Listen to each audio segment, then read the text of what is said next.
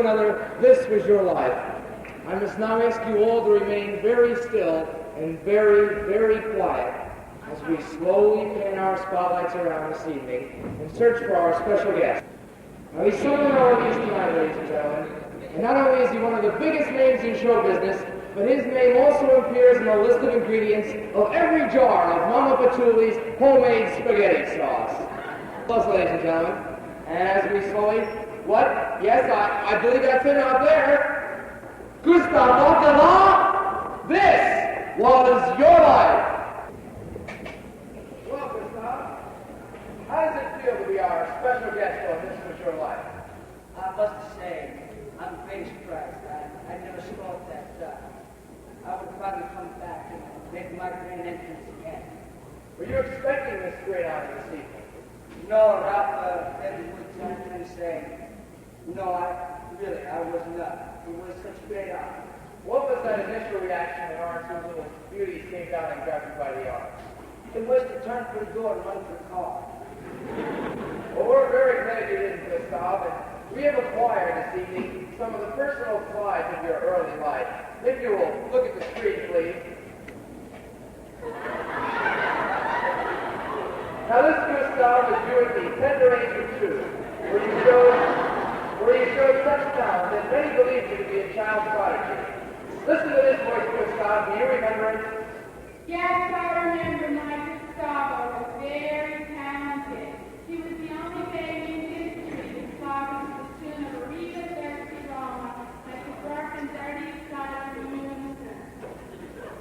That's her mama. That's right. Here she is, back again. Your mama, Mrs. Rosa Baccala.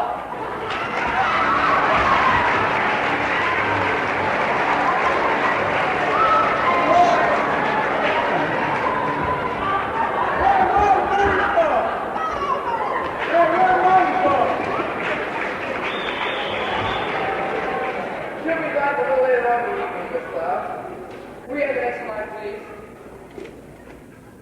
Do you remember this scene, Gustav? It was when I was in school. Well, that's right. That's your first teacher, Miss Hortense Hildegard. And she was the first one to realize your true potential by having you write an 8-million-word composition on why you shouldn't put your finger in your nose, which is appropriately titled, How I Picked the Winner, of which we have a copy here tonight. We need to bring it out for us.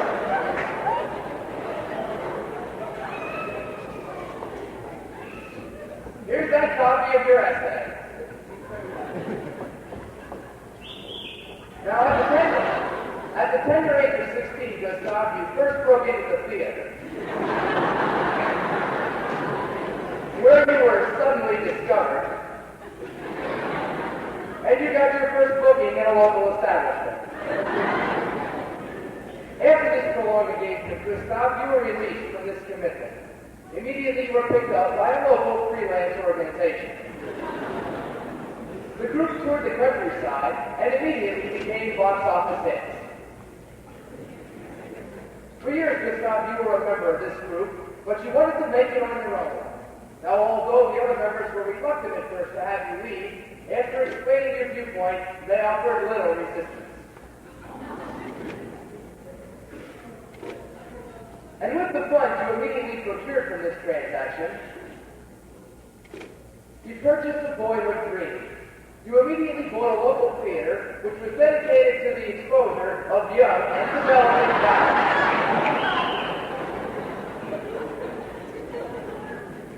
Now, Gustav, we have here tonight some of the film clips of your original act, which began in 1921, after your original establishment was procured by the federal government to serve as a bomb shelter, because you had shown them how you had sheltered many a bomb there before. Now, ladies and gentlemen, before we begin our show, many times during the night, you will see Gustav and I do this.